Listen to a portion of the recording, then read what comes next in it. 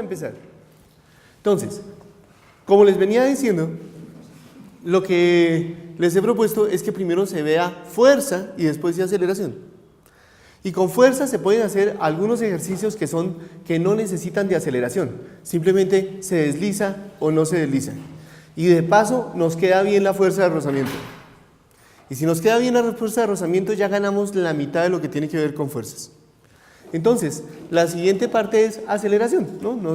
Lo que hemos estado acostumbrados a hacer es calcular fuerzas para poder predecir aceleraciones.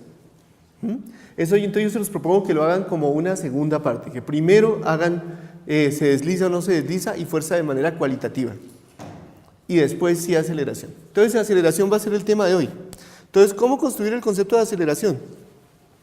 Pues primero que todo, ¿cuál es la fuente? La fuente de la aceleración son las fuerzas. Si alguien empuja un cuerpo, el cuerpo cambia su velocidad. Y la aceleración lo que nos dice es qué tan rápido cambia su velocidad. Entonces, si algo acelera, frena o desvía, o sea, es porque cambió su velocidad. Entonces, hay aceleración. Y entonces vamos a construir el concepto de la aceleración de manera cuantitativa, con el ticómetro y después también con lo que hizo Galileo. Y vamos a poder ¿y cuál es el objetivo? El objetivo es poder utilizar las fuerzas para predecir una aceleración. ¿Cómo vamos a medir esa aceleración? Entonces lo vamos a ver. Lo podemos medir con el ticómetro por una única vez en la vida, pero en general lo que vamos a hacer es medir tiempos, que es mucho más fácil. ¿Listos? Las fuerzas pueden acelerar, frenar o desviar, y la aceleración es qué tan rápido cambia la velocidad. Entonces, si yo hago una fuerza por cierto tiempo, hago un cambio en la velocidad, y la aceleración es ese cambio en la velocidad en función del tiempo. Puede ser si yo lo acelero, si yo lo freno o si yo lo desvío. Si yo lo desvío hay un cambio de velocidad, y la aceleración pues va a ser ese cambio de velocidad dividido por el tiempo. Digamos que en todas estas gráficas es como si yo hubiera hecho la fuerza durante 2 segundos. Entonces la aceleración en 2 segundos es el cambio en la velocidad dividido por 2. Si hay un cambio de velocidad, si hay una flecha cambio de velocidad, la aceleración es esa flecha por la mitad, porque fue hecha durante 2 segundos, fue el cambio durante 2 segundos. Y entonces hay un video muy bonito, ¿sí? Vamos a ver quién cambia la velocidad más rápido.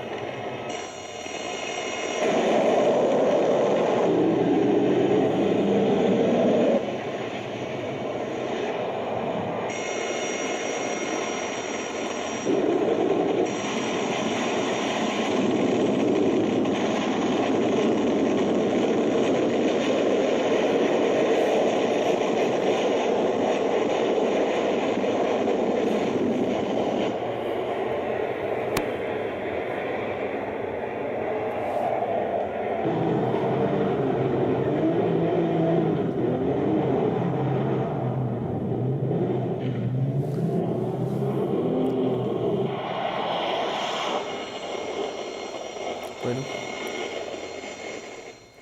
Entonces, al principio, ¿quién cambia su velocidad más rápido? ¿Quién acelera más rápido? La moto, ¿no? La moto se los pasa a todos. Después, el MiG-26. Y después el carro, ¿no? Después el Porsche. O sea, y claro, esa es una cosa. Al final, el que obtiene la velocidad mayor es el MiG-26. Después el carro y después la moto. Pero no estamos hablando de la velocidad final. No estamos hablando qué tan rápido se mueve al final. Estamos hablando qué tan rápido llega a esa velocidad. Y el que llega más rápido a su velocidad máxima es la moto. ¿Dónde fue la filmación? En Rusia. ¿Sí vieron que había una bandera de Rusia? Bien, chévere, ¿no? Entonces, la aceleración tiene que ver con eso. ¿Qué tan rápido cambia la velocidad? ¿No? ¿Y la dirección de la aceleración entonces cuál es? Pues es la misma dirección del cambio de la velocidad. Si el cambio en la velocidad es así, entonces la aceleración va a ser en esa dirección. Si el cambio en la velocidad es así, va en esa dirección. Si el cambio en la velocidad va es así, pues la aceleración va en esa dirección. ¿Mm? ¿Cómo podemos construir la aceleración? Tendríamos que medir la velocidad en diferentes tiempos y ver cómo la velocidad está creciendo. Como cuando estamos dentro de un carro. Muchos de ustedes utilizan el símil de que uno va en un carro y hace ñan y espicha el acelerador y sube la velocidad, ¿no? Eso está bien. ¿Qué tan rápido sube la velocidad? Pero entonces tendríamos que medir la velocidad tiempo a tiempo. Entonces hay un experimento bonito con el que siempre lo podemos hacer, que es este.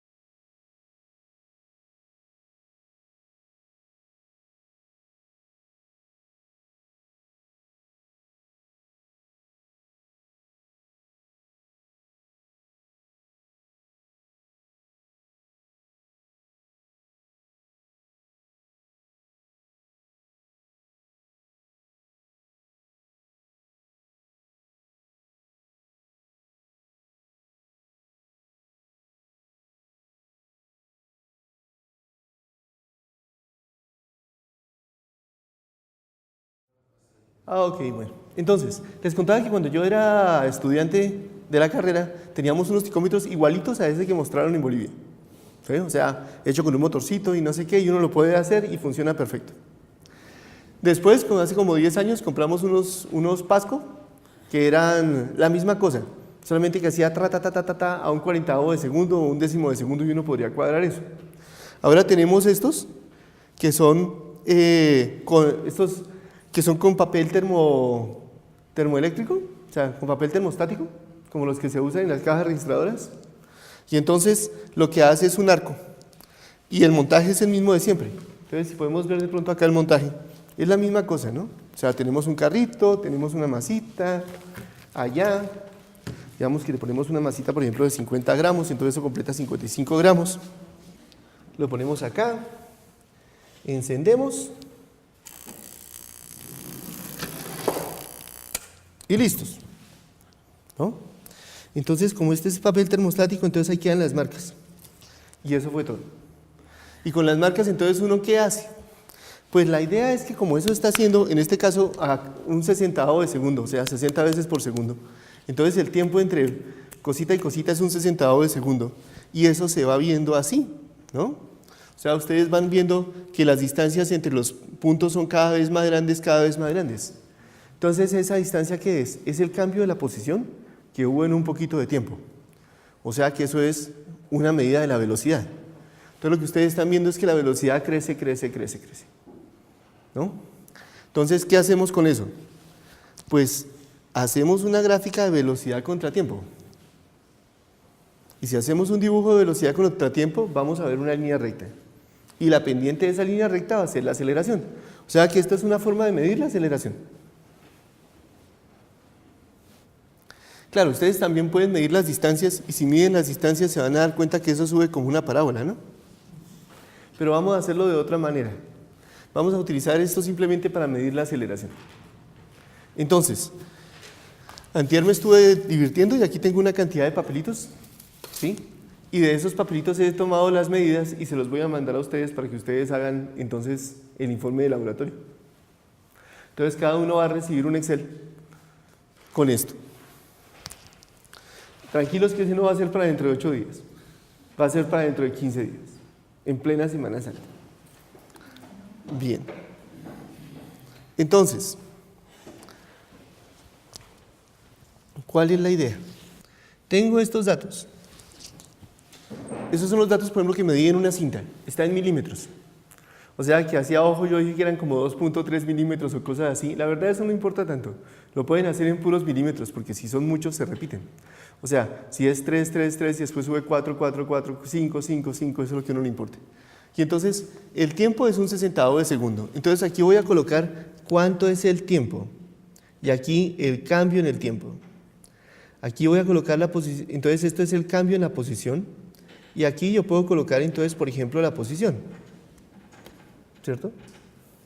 También puedo colocar la velocidad.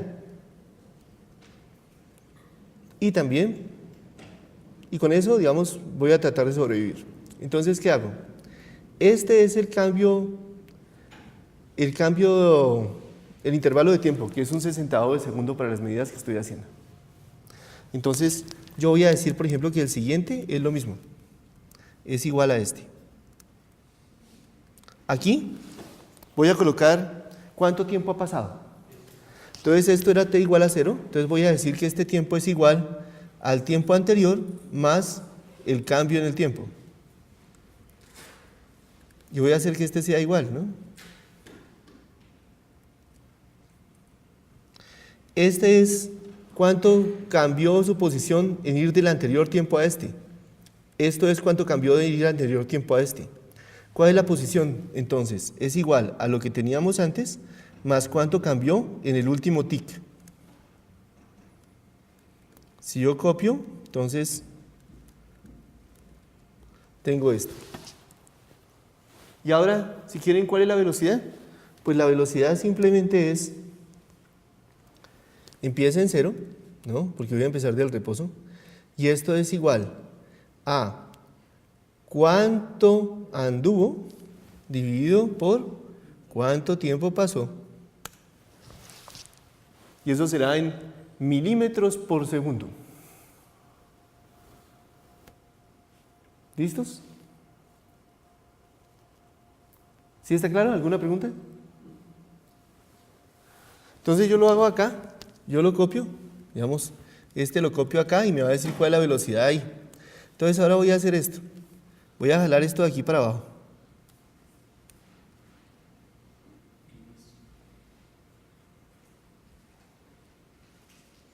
¿Listo?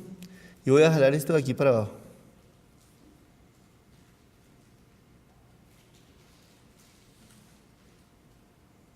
¿Listo? Y ahora voy a graficar la velocidad contra el tiempo.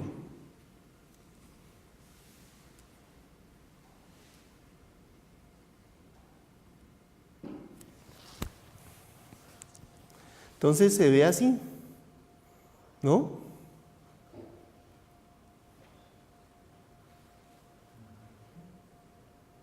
Entonces, parece que tuviera una velocidad primero y después otra velocidad, ¿no? Una aceleración primero y otra aceleración, pero bueno, pensemos que es una línea recta y tratemos de trazarle su línea, a ver cómo nos va. Entonces, esa pendiente sería la aceleración, ¿cierto? ¿Cuánto me dio? 1302.5 milímetros por segundo cuadrado. Entonces anotémosla por ahí en algún lado. Esa sería la aceleración teórica.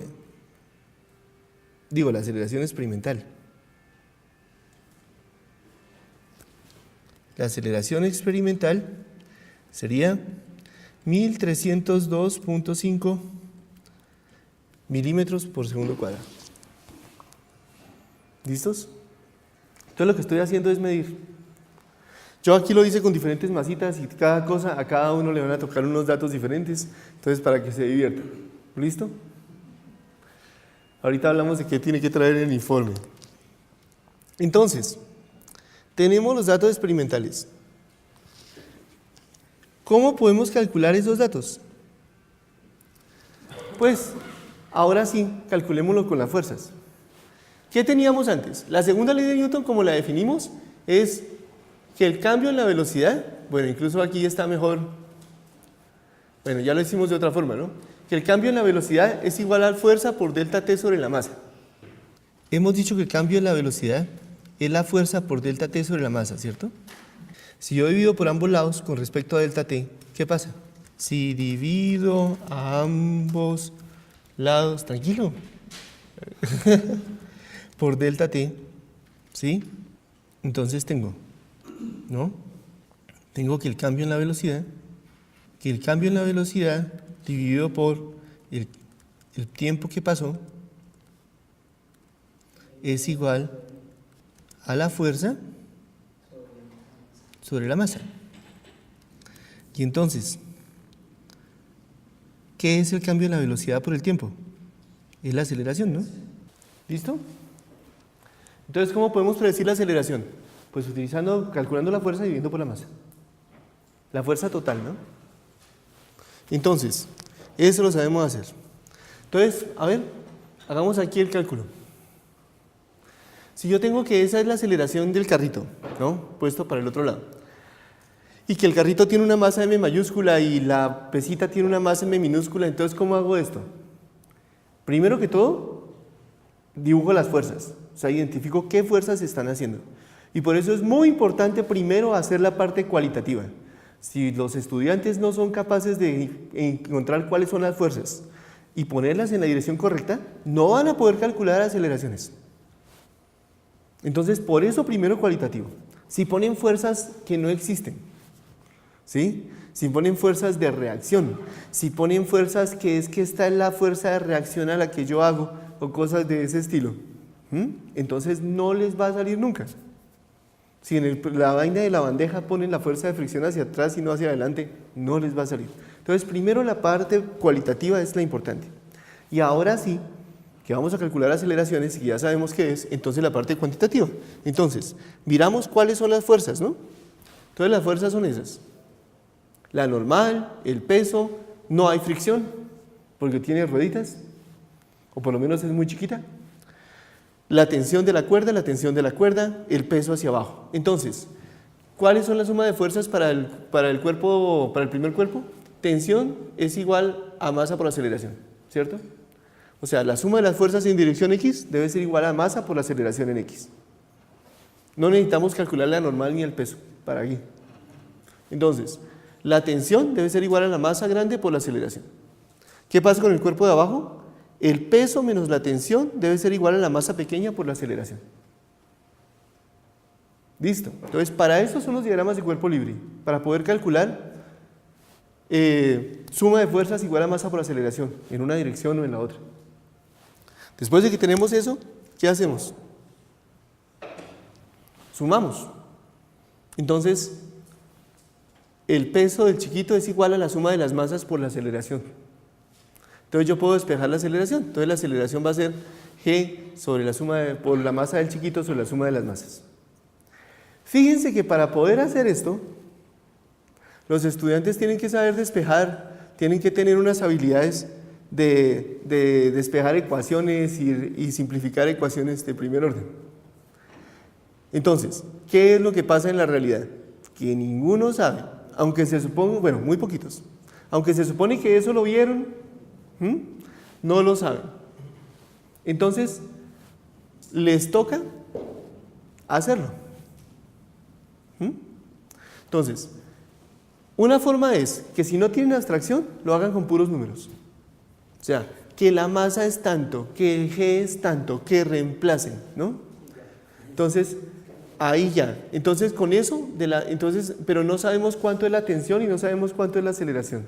Tienen que enseñarles eso. Entonces, ustedes dicen, no, pues miren, si la tensión valiera 10 y yo sumo todo lo que está a la izquierda, si lo que está a la izquierda es igual a lo que está a la derecha y lo que está a la izquierda es igual a lo que está a la derecha, entonces la suma de las cosas de la izquierda es igual a la suma de las cosas de la derecha. Hagamos ejemplos. Entonces, hacemos ejemplos con números, hacemos ejemplos con 3 manzanas y 2 naranjas. Hacemos ese tipo de ejemplos. Que estos están en una bolsa y estos están por fuera y veamos y son iguales. Entonces ahora son iguales. Entonces fíjense que son iguales. Entonces si yo sumo eso, ¿qué pasa? Pues que no importa si la tensión vale 10, al otro lado vale menos 10, entonces eso se va a cancelar. Porque a esto le tengo que restar y después le tengo que sumar. Entonces se van a cancelar. Toca hacer ese tipo de cosas. Y eso les puede tomar un tiempo. ¿Cómo se dan cuenta ustedes, por ejemplo, que hay una dificultad ahí? Pueden tener estudiantes que hacen la parte cualitativa de las fuerzas muy bien, pero que esta parte no la resuelven. Para ustedes como profesores de física debería ser más importante la parte cualitativa. Debería ser más importante que tengan la idea clara de qué es fuerza y de cuándo hay aceleración. Si no son capaces de calcular cuánto es, pues es un problema más de las matemáticas. Claro, en el ICFES les van a preguntar eso. Bueno, en el saber 11, pero entonces tienen que también desarrollar esa habilidad, pero eso quiere decir que les va a tocar hacer muchos ejercicios y que van a tener que ver qué dificultades tienen los estudiantes. Y hay estudiantes que llegaron a 11 y tienen dificultades de abstracción muy serias, o sea, por ejemplo, que si son capaces de encontrar x en x más 2 igual a 5, no son capaces de encontrar x cuando es x más 2 igual a 7. O sea, que no son capaces de abstraer el procedimiento. Y entonces ahí les toca hacer otras cosas. O sea, les toca empezar a hacer secuenciaciones y pedirla y hacer como una reunión de profesores y ver cómo lo pueden ayudar entre todos. Porque digamos, eso fue que simplemente lo fueron pasando de año a año hasta que llegó a 11. Entonces es una responsabilidad de todos. Entonces, sí, eso, la promoción automática de esa vaina no sirve. Entonces, ahí, por ejemplo, bueno, calcúlenmelo ustedes. Aquí tengo mi gramerita. Y esta vaina pesa 726 gramos. Y la de acá pesa 55. Entonces la masita chiquita pesa 55. La masa grande pesa 726. ¿Cuánto dio la aceleración?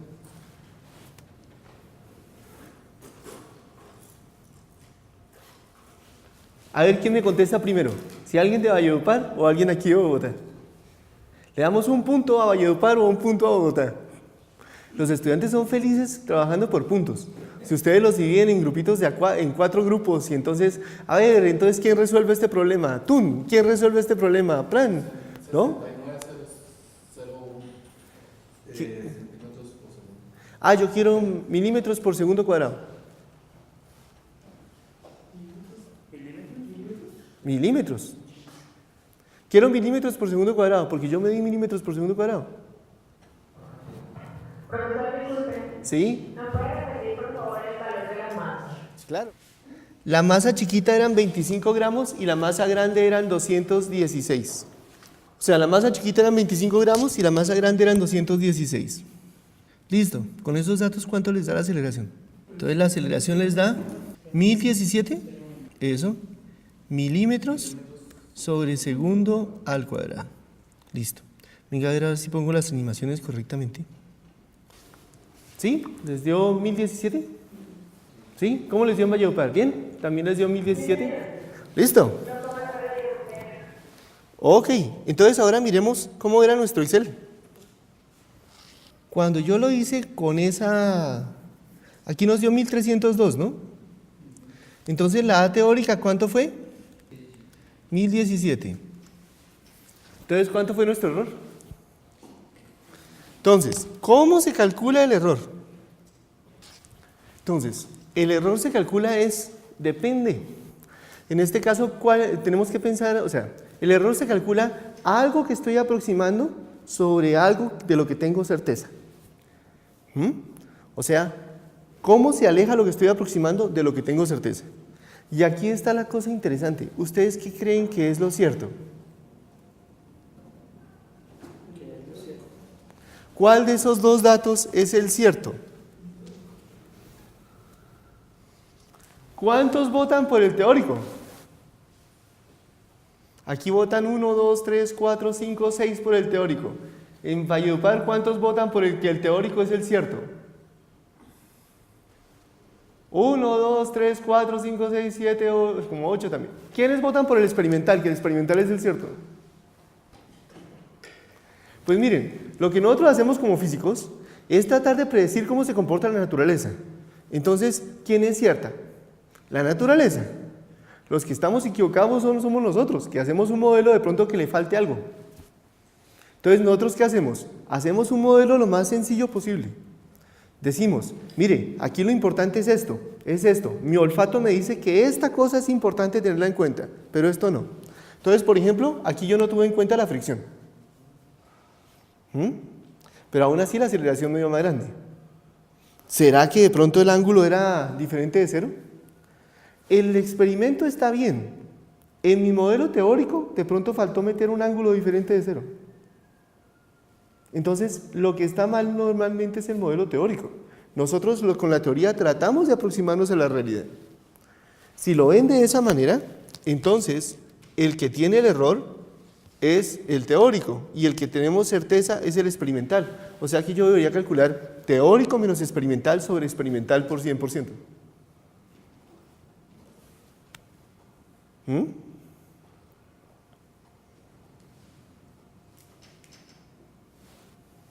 Entonces, porque ¿qué es lo que estoy tratando de hacer? Estoy tratando de predecir la naturaleza. Los físicos dudamos es de nuestras predicciones, porque nosotros somos los que construimos las leyes, nosotros somos los que nos inventamos las leyes, los que proponemos las leyes de la física.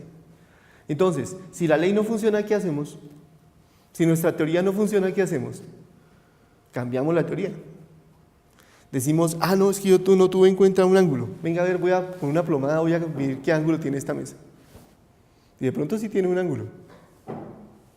Uno no sabe, puedo confiar en la mesa, puedo confiar en la villa, pero no puedo confiar en el piso. Habría que ver.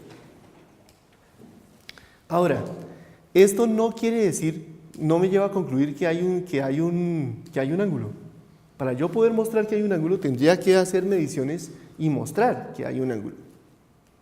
Yo no puedo concluir cosas con datos que no tengo.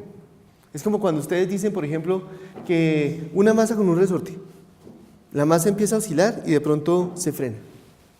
Y entonces concluyen, como parte de las conclusiones hicieron, medimos la masa, fue tanto. Medimos la constante resorte, fue tanto. El periodo nos dio tanto, muy parecido al que habíamos predicho. Y se frenó. Entonces dicen, eso es por la fricción del aire. ¿Qué experimento hicieron ustedes para saber que era por la fricción del aire?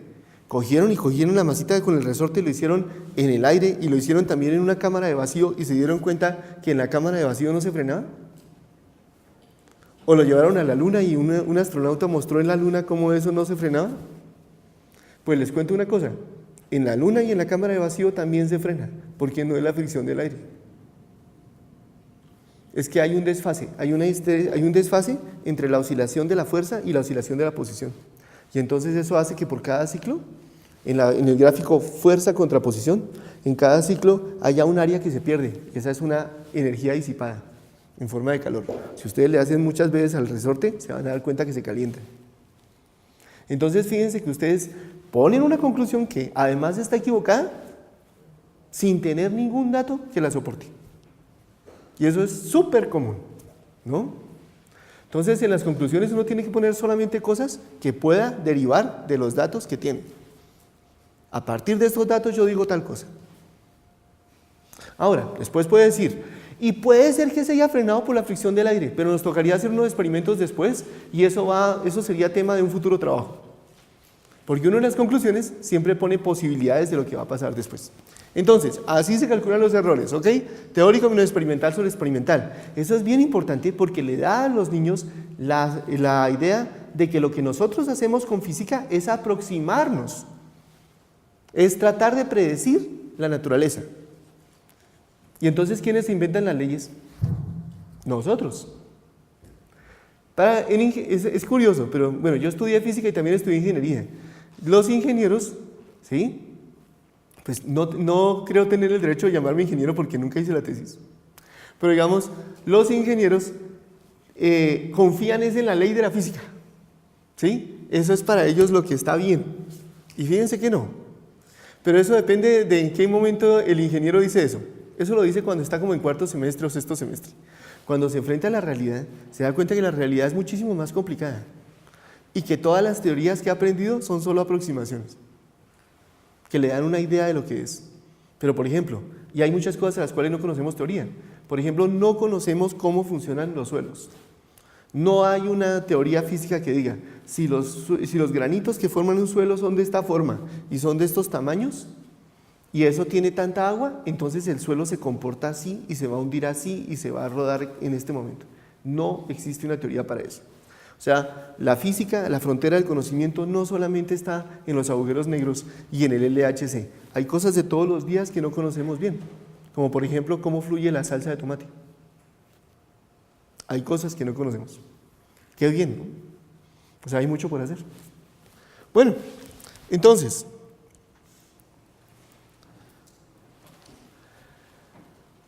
no vamos a estar midiendo todo el tiempo con un ticómetro, ¿no? Todas las aceleraciones medirlas con un ticómetro sería muy complicado.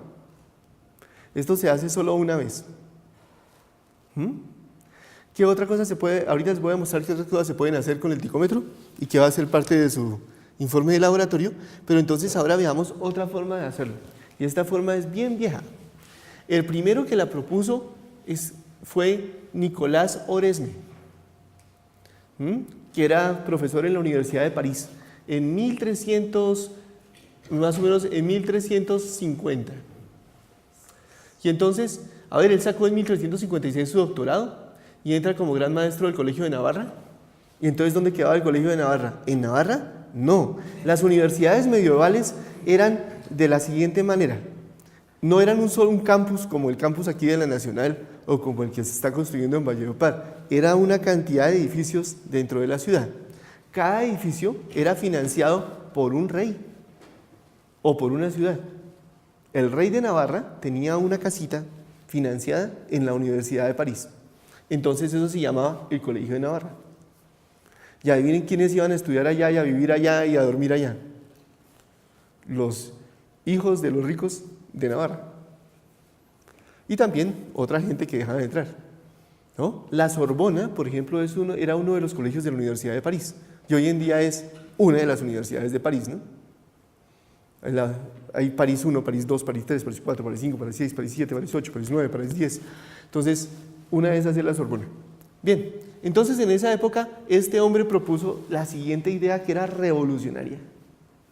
Era pensar que uno podía calcular una distancia como un área. O sea, la distancia es la velocidad por el tiempo, ¿cierto? Entonces, ¿qué tal si hacemos un rectangulito que en un lado mida cuánta velocidad pasó y en el otro lado mida cuánto tiempo pasó? Y entonces la multiplicación de las dos cosas me daría una distancia. O sea, decir que esta longitud es una velocidad y que esta longitud es un tiempo. Y entonces el área sería la distancia, porque es velocidad por tiempo.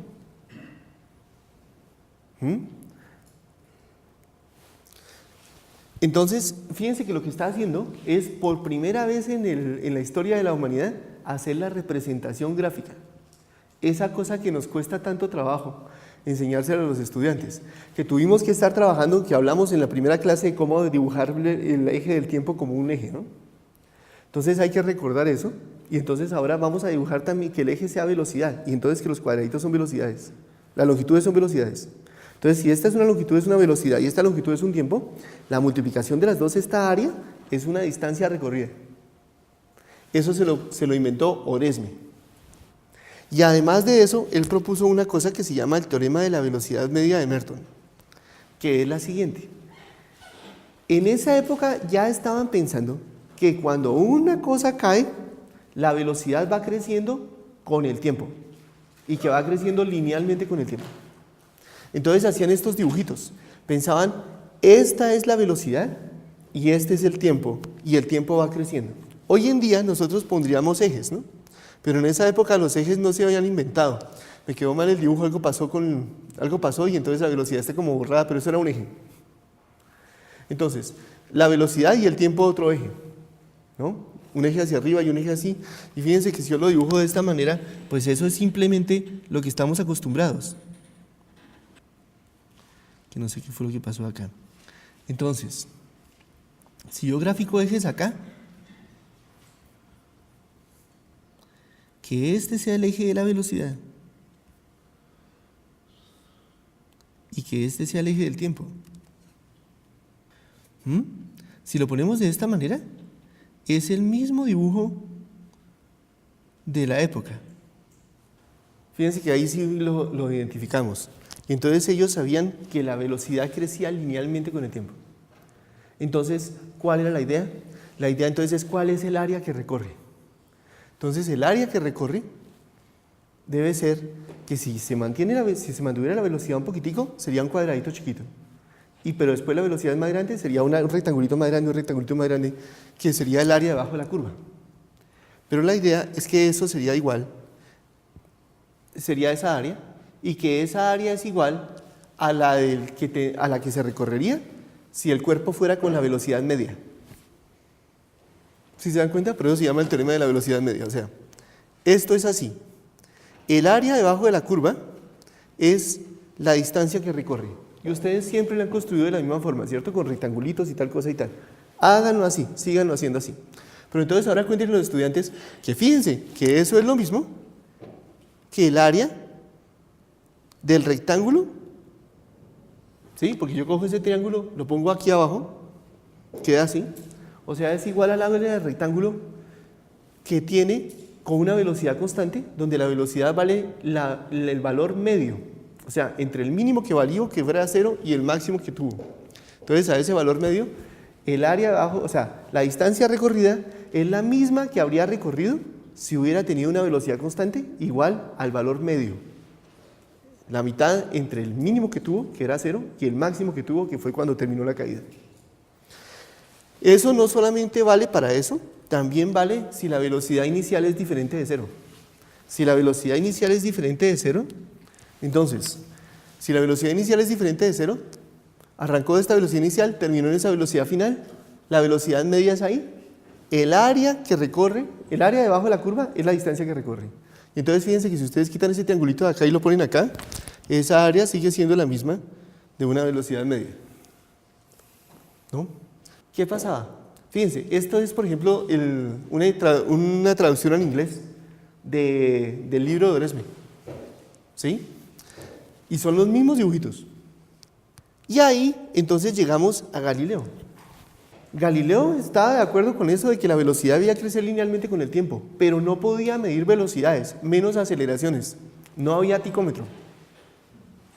Entonces, ¿qué hizo Galileo? Galileo hizo una cosa súper chévere. Dijo, a ver, pensemos que la velocidad va creciendo así linealmente con el tiempo. La velocidad es horizontal en este dibujo, el tiempo es vertical y va hacia abajo. O sea, en este dibujo la velocidad va así y el tiempo va así. Y entonces el área debajo de la curva es la distancia recorrida. Cuando el tiempo vale 1, la distancia recorrida es ese triángulo. Pero ese triángulo, por el teorema de la velocidad media, es lo mismo que esta área. Entonces, esa es la área que recorre, ese rectangulito es la distancia que recorre en un tiempo, en un pulso. Al siguiente pulso, entonces recorre esta distancia. Pero esa distancia es igual a tener 3 rectángulos. Y entonces, en el primer paso recorre una distancia, en el segundo paso recorre 3 veces esa distancia. En total, desde el principio, ha recorrido 4. En el tercer paso, entonces, esta es la distancia que ha recorrido. Y por el teorema ese de la mitad, eso corresponde, es la misma área que 5 rectángulos. Entonces, fíjense que las áreas van creciendo como los números impares. 1, 3, 5. Y el área total es la suma. 1 más 3, 4. 1 más 3 más 5, 9. O sea que la distancia total va yendo como el tiempo al cuadrado.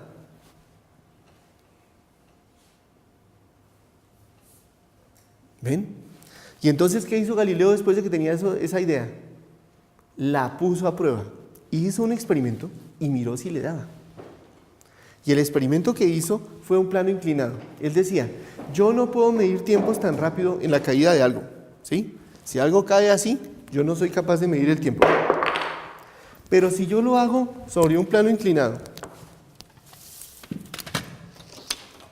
entonces, y el plano no tiene una inclinación muy grande, eso sí me va a dar tiempo.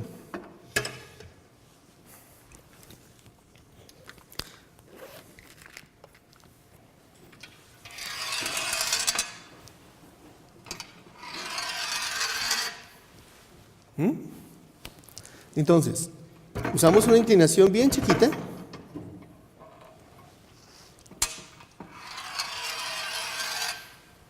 Y ahí sí me da tiempo. ¿Sí? Entonces, hizo un experimento. Y con ese experimento, mire, este es ¿sí ven? Esto es lo que él concluyó. Esto es el libro de Galileo. Y está el dibujito. Y el dibujito es igualito, es el mismo dibujo. ¿Cómo se ve mal? Bueno, aquí se ve bien. Ok, entonces lo que hizo fue un experimento. Provided a demonstration of the Galilean law of the natural flow of bodies, which stated that the spaces traversed from a position of rest are proportional to the squares of the times of fall. The pendulum attached to the inclined plane was swung at the same time as the small ball was released. In each successive oscillation of a pendulum, the sphere traversed spaces that increased, in accordance with a sequence of odd numbers. This is a demonstration of Flip-Fermat.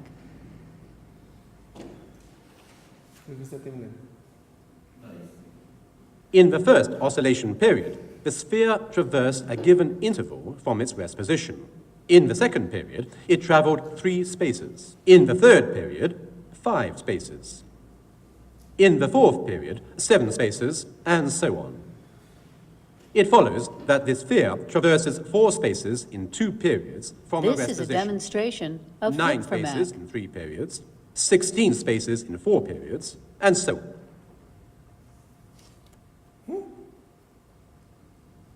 Bueno, entonces, a pesar de que está en inglés, esto es del Museo Galileo, pero todos lo entendieron, ¿cierto? La tertulia, profesor. Siempre se me olvida.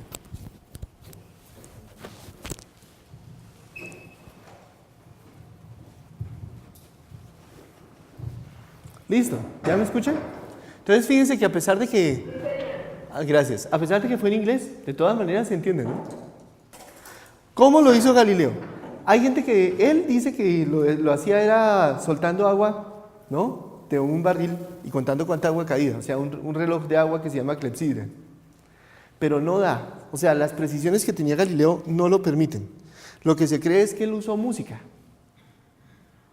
O sea, Galileo era músico. ¿Sí? Y entonces podía utilizar un ritmo e ir viendo cuánto se iba moviendo la bolita. Por ejemplo, no sé, por ejemplo el torbellino, ¿no? Tran, tran, tran, tran, tan, tan, tan, tan, tan, tan, tan, tan. Entonces con un ti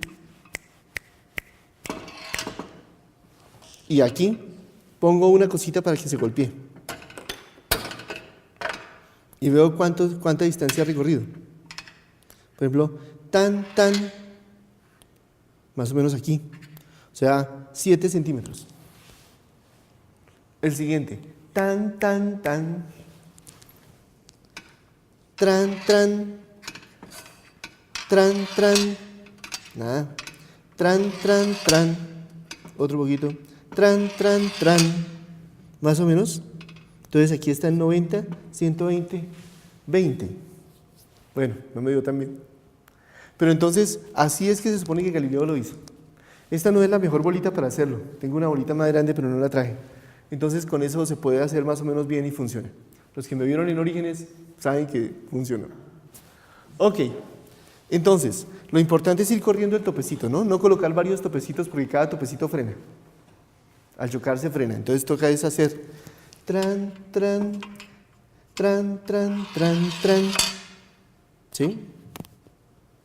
Tran, tran, tran, tran. Un poquito más acá. Tran, tran, tran, tran. 76, 120. Entonces, 1, 2, 3, 1, 2, 36. Tran, tran, tran. Tran, tran, tran. Tran, tran, tran. 13. Bueno, más o menos. Entonces, de esa forma fue que Galileo llegó a la conclusión de que sí funcionaba. Miren, esos son los datos de Galileo. Estos son los datos para que se vean mejor. Por esos datos sabemos, por ejemplo, que él usaba una regla que tenía 60 divisiones. ¿Sí se dan cuenta? Porque una distancia, por ejemplo, la calcula como 4 por 60, 240, más 58, 298. O sea, tuvo que poner 4 veces la regla de 60 y poder medir. Y fíjense que ahí está, miren, 1, 4, 9, 16, 25, 36, ¿no? Y entonces la primera medida le da 33, la segunda medida le da 130. ¿Cuánto debió haberle dado? 132. Entonces fíjense que le puso un menos a un lado. La siguiente medida debería dar 9 veces 33. O sea, si la distancia unitaria era 33 y con 3 pulsos tiene que avanzar 9 veces eso. Entonces sería 9 veces 33. O sea, que es 10 veces 33 menos 33. O sea, 330 menos 33, 297. Y le dio 298. Entonces le puso un más. Entonces fíjense que él sabía cuánto le iba a dar. Él ya sabía cuánto le iba a dar. Él ya había hecho los cálculos. Y el experimento lo estaba haciendo para ver si eso que él había calculado, si esa teoría que había predicho era buena. Como le dio que sí, y como todo lo que había concluido lo había hecho pensando que la velocidad crece linealmente con el tiempo, llegó a la conclusión de que las distancias crecen con el tiempo al cuadrado. ¿Ven? Esta historia es suficientemente sencilla y bonita de contar para los niños. Y tiene una ventaja, muestra que el área es la distancia recorrida, que velocidad contra tiempo, el área es la distancia recorrida. Y lo construye de una forma muy bonita. Entonces, ya haciendo eso, ustedes pueden ver que la ecuación de una línea recta es V igual a V sub 0 más A por T, ¿cierto? Eso ya lo habíamos hecho cuando hicimos posición y velocidad. Ahora, ¿cuál es la distancia? El área debajo de la curva es la distancia recorrida. O sea que a la posición inicial le sumamos el área debajo de la curva. Y fíjense que el área debajo de la curva es un rectángulo más un triángulo. ¿Cuánto mide el rectángulo? Pues por este lado mide t, que es el tiempo que pasó, y por este lado mide v sub 0, que es la velocidad inicial. O sea que ese rectángulo mide v sub 0 por t. Y eso es una distancia recorrida. ¿Y cuánto mide el área del triángulo? Pues base por altura sobre 2. La base es t. La altura es A por T. ¿Por qué? Porque la pendiente es A. ¿Se acuerdan que la pendiente era A? Entonces la altura es A por T. Entonces, base por altura sobre 2 es un medio de AT cuadrado.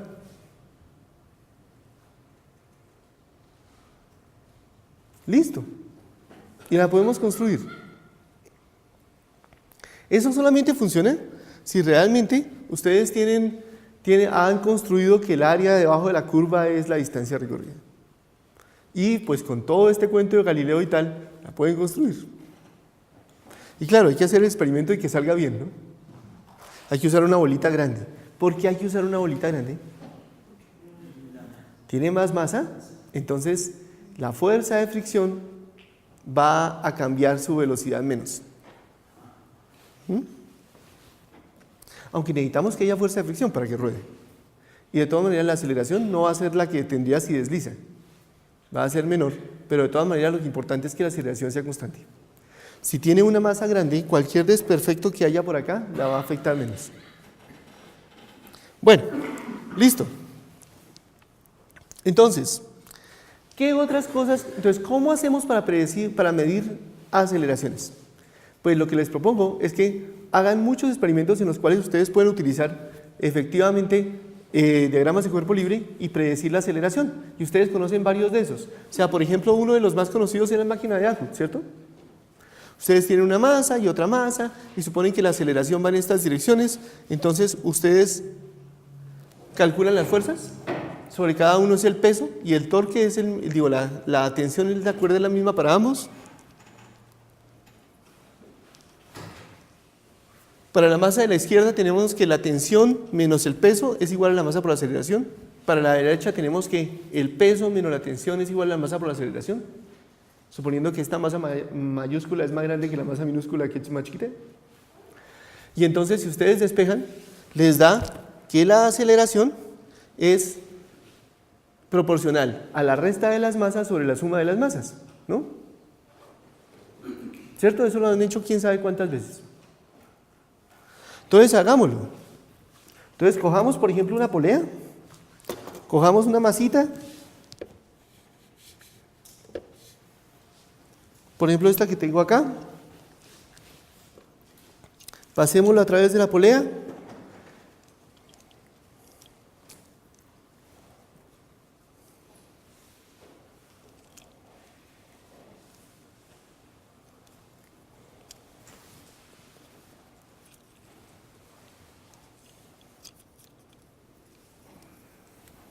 ¿Listo? Pongámosle otra masita.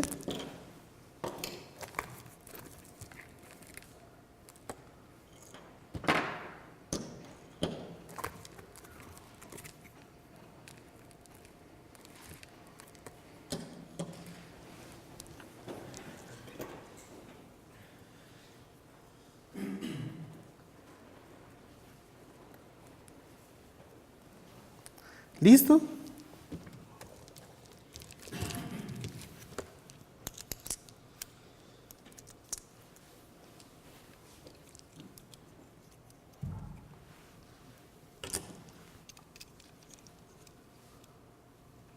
Y aquí las tengo.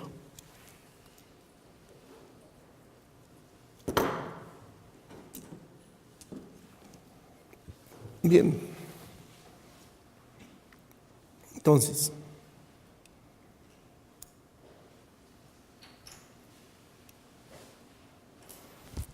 ¿sí? Las dos masas pesan lo mismo. ¿Se ve bien?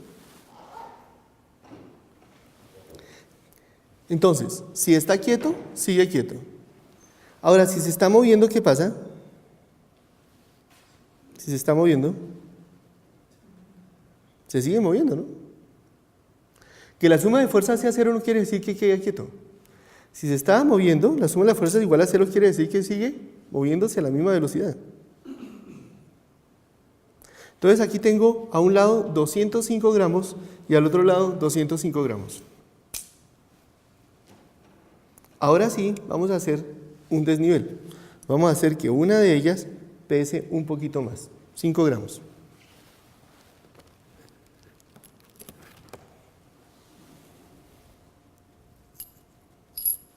Listo. Entonces ahora sí debería tener una aceleración, ¿cierto?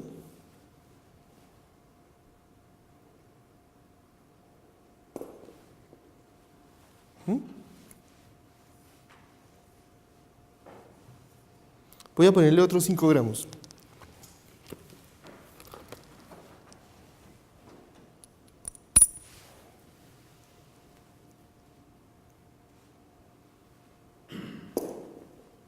¿Listos? Bien, entonces, ¿cuál debe ser la aceleración? A un lado tengo 205 gramos y al otro 215. Por favor, calculen.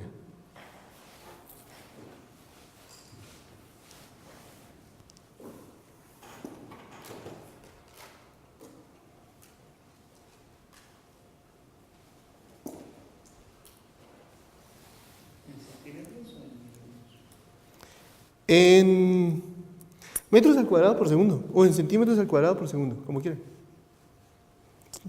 Si quieren en metros, como quieran, de verdad como quieran.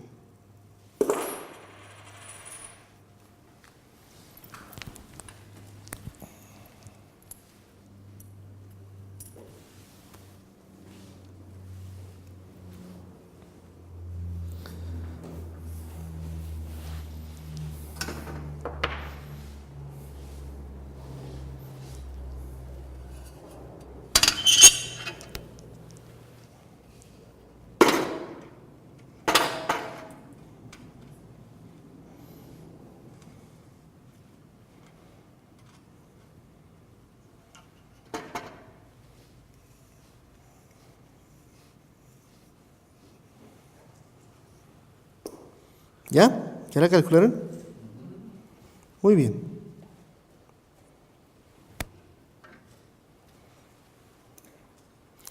Ahora, ¿cómo vamos a poder medir si eso que acabo de predecir está bien o no? No puedo medir aceleraciones, pero puedo hacer lo mismo que Galileo. Puedo medir tiempos. O puedo medir distancias. Entonces, Galileo lo que podía medir era distancias para un tiempo fijo. Nosotros podemos medir tiempos para una distancia fija. Voy a dejar que esto se recorra 1 metro. Más o menos desde acá hasta que suene. Que se choque con el piso será 1 metro. Si tengo buena suerte, las dos masitas no se van a chocar. Si tengo mala suerte, entonces las dos masitas se van a chocar y me toca repetirlo. ¿Ok?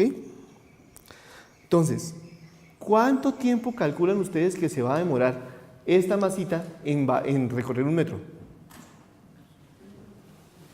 Pues como ustedes saben que la distancia es un medio de la aceleración por el tiempo al cuadrado, pueden despejar y entonces despejarían que el tiempo es la raíz cuadrada de 2 veces la distancia sobre la aceleración. Entonces díganme cuántos segundos se demora esto en llegar al piso.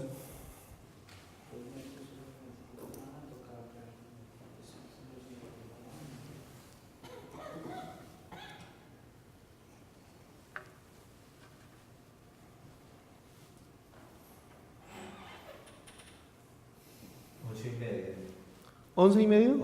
8 y medio segundos. Bien. ¿Ah? 2,9.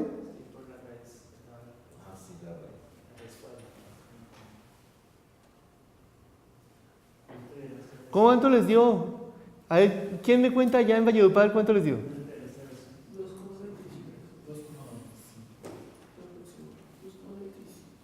sea, como 3 segundos, ¿no? Bien. ¿Sí? ¿Cuánto les dio? Las masas son 205 y 215. La aceleración de gravedad, 9.8 metros por segundo, aunque aquí en Bogotá es 9.795. ¿Sí? Ahí en el laboratorio de física, aquí al ladito, tenemos una placa donde está medida con 6 cifras decimales. ¿Ustedes saben para qué sirve medir la gravedad con tanta precisión? Para saber si debajo hay hierro, si hay depósitos de hierro. Entonces, para eso se usan los gravitímetros, para buscar minerales. ¿Listo? ¿Cuánto les dio? 2,86. Muy bien. Listo. Entonces entonces todo el mundo, por favor, saquen sus cronómetros. Todo el mundo tiene en un cerebral un cronómetro, no me vayan a decir que no. ¿Ese también tiene? ¿Listos? Entonces, eso va a sonar pum. Espero que suene pum, ¿no? Vamos a ver. Entonces vamos a hacerlo. A ver. Listo. A la 1, a las 2 y a las 3. ¡Tas! 263, 285, 26, 25. Bueno. ¿Cuánto les dio allá? ¿Cuánto les dio? ¿Cuánto midieron? ¿Cuánto midieron en Valledupar?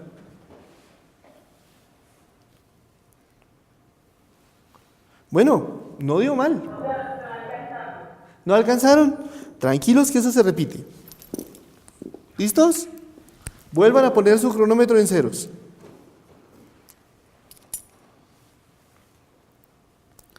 Listo. Entonces vamos a colocarlo.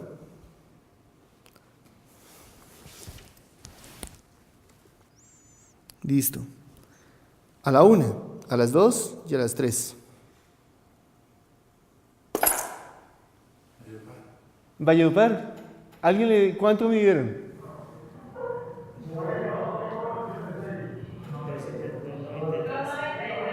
Ok, bueno, pues está bien. O sea, un error del 10% o 20% en estas cosas es completamente aceptable. ¿De cuánto tienen que ser los errores? Pues depende, ¿no? ¿Están ustedes en física? ¿En mecánica? 10% o 20% es completamente aceptable. ¿Están en biología? 50% es aceptable. ¿Están en economía? Con solo saber que subió el precio es suficiente. O sea, la precisión depende mucho de las cosas, ¿no? Depende mucho de la ciencia en que se esté trabajando. En química hay errores del 30%, 40% sin problemas. ¿Astrofísica? Bueno, eso depende. ¿Astrofísica? ¡Wow! Hay unos errores. Por ejemplo, la constante cosmológica, ¿no? 3 órdenes de magnitud. Entonces, por ejemplo, la cantidad de materia en el universo. 2 órdenes de magnitud. Listo. Ok. Entonces, todavía hay mucho por hacer. Entonces, este tipo de experimentos se pueden hacer en clase. No solamente estos. Por ejemplo, ustedes también pueden hacer cosas de este estilo. Ustedes pueden hacer, por ejemplo, un plano inclinado, ponerlo 10, poner una masita y ver cuánto les da. A ver, calcúlenlo. Mientras yo lo armo.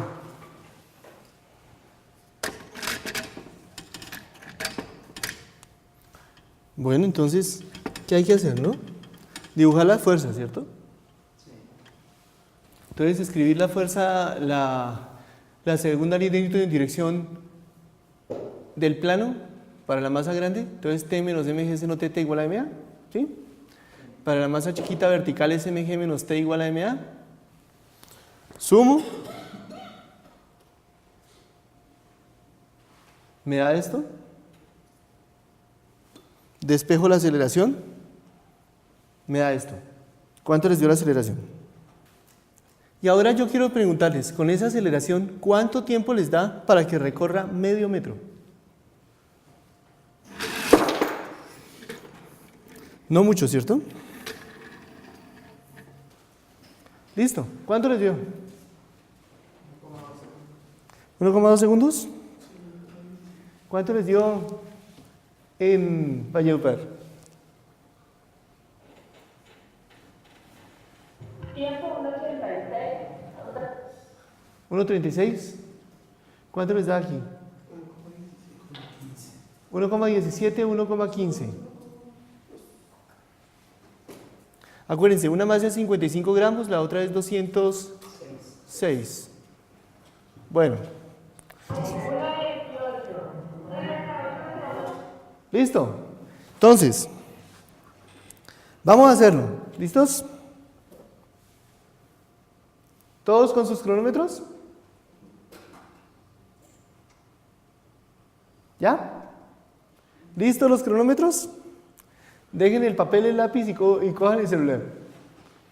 ¿Listos? ¿Ya? A la 1, a las 2 y a las 3. ¡Pa! ¿Cuánto dio?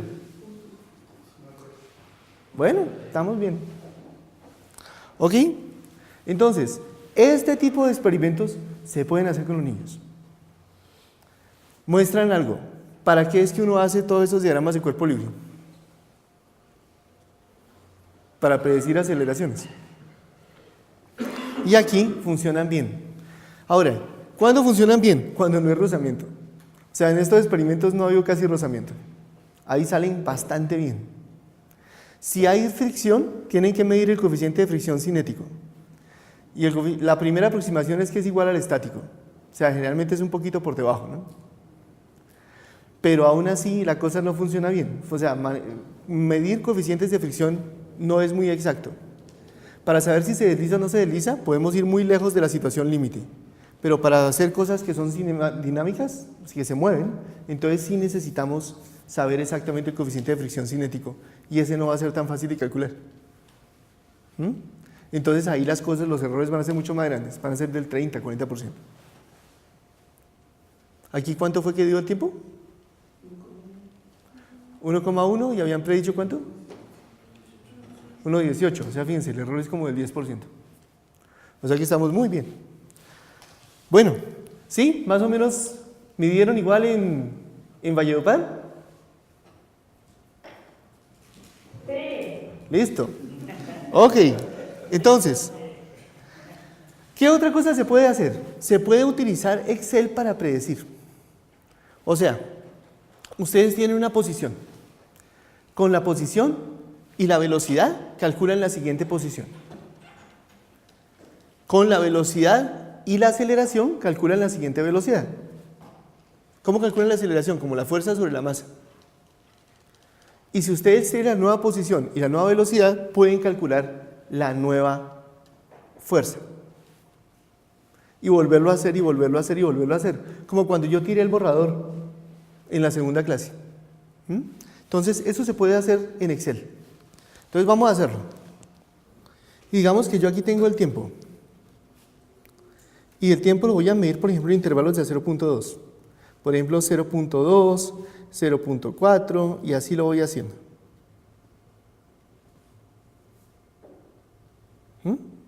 O más chiquitos, por ejemplo, de 0.1.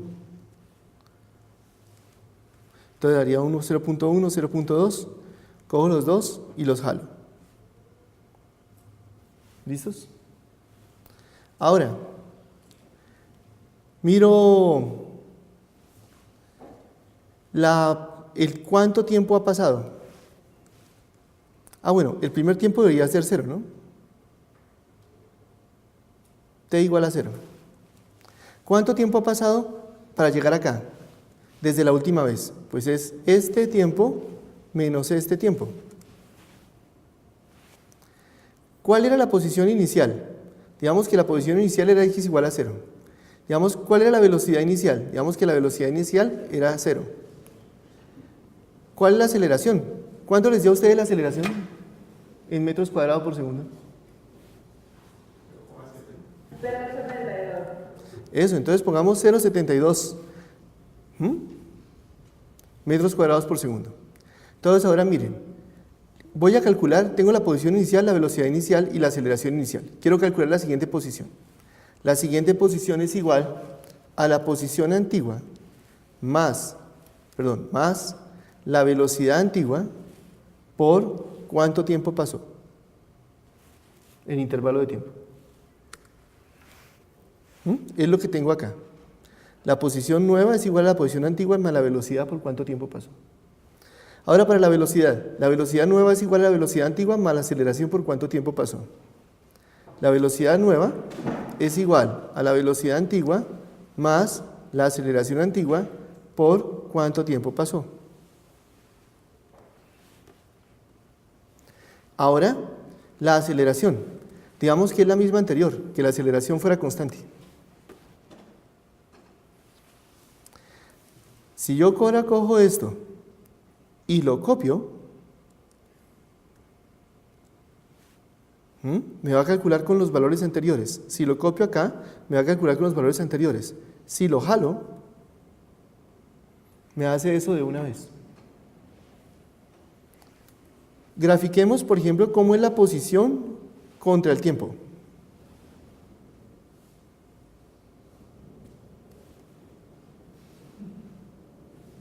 Es la parábola que ustedes esperaban, ¿cierto? ¿Quieren graficar cómo es la posición con la velocidad?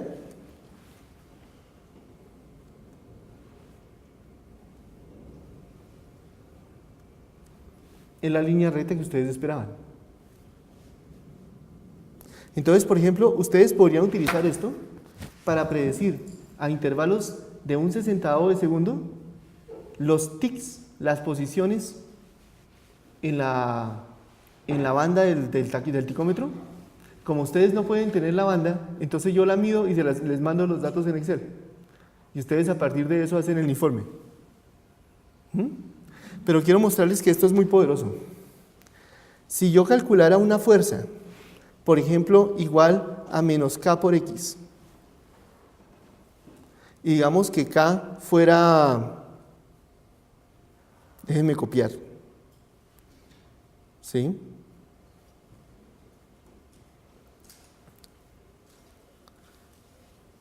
Digamos que K fuera 0.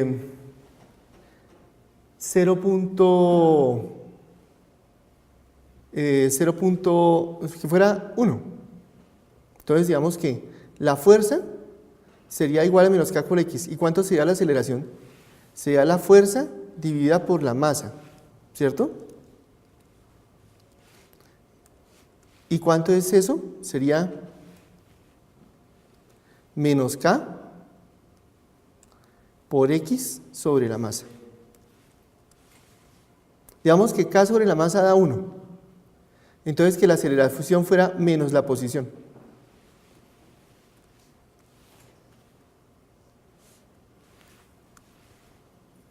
Y ahora comencemos que la posición no es 1, sino que la posición inicial es 10.